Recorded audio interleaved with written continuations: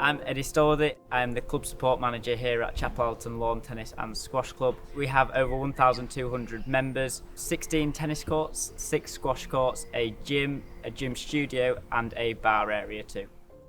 So the biggest challenge we faced when the pandemic broke out was the fact that everything was changing so quickly. Guidelines were changing every other day and we were having to make multiple plans and we were unsure which plans would actually go ahead.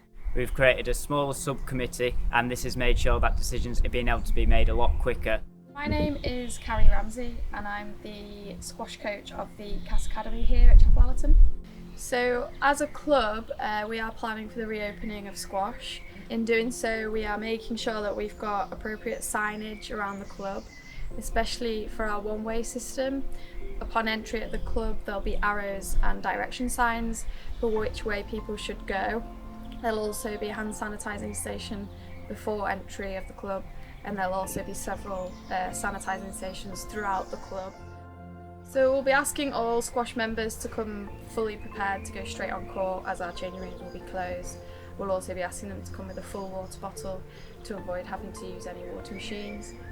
And we also will not be loaning out any equipment. So all members make bookings online or at reception.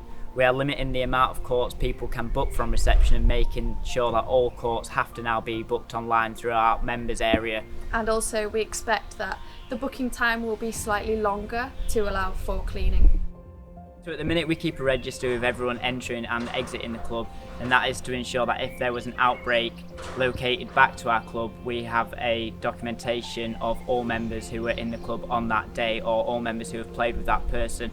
I've kept in contact with all the parents of my juniors via email. I've offered free Zoom sessions to all my juniors, which have been really successful. It's just a half an hour fitness session. So that's been a really good way for me to keep engaging with our junior members and make sure that they've still got squash in their mind, and when we are, allowed back on court, they're ready and raring to go. So we communicate with all our members through MailChimp mainly, and then also post on our social media, and we find that's the best way to communicate with our members because it allows them to ask questions back.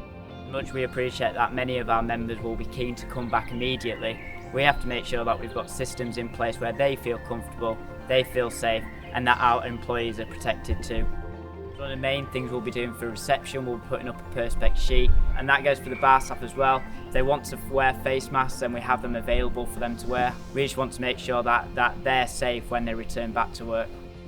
From a coaching point of view, I do have some apprehension on returning to squash. The logistics of having to run a business through all the restrictions, because I think it's likely when we do return there will be restrictions such as, cleaning times and times between sessions, and when you're coaching usually it's back-to-back sessions, but I'm definitely keen to get back on court. So as a squash player myself, I'm really looking forward to getting back on court. It's been a tough time seeing all the tennis members being able to return. I can't say I've dipped into playing tennis just yet, however I'm really looking forward to the courts reopening and seeing a lot of my friends again.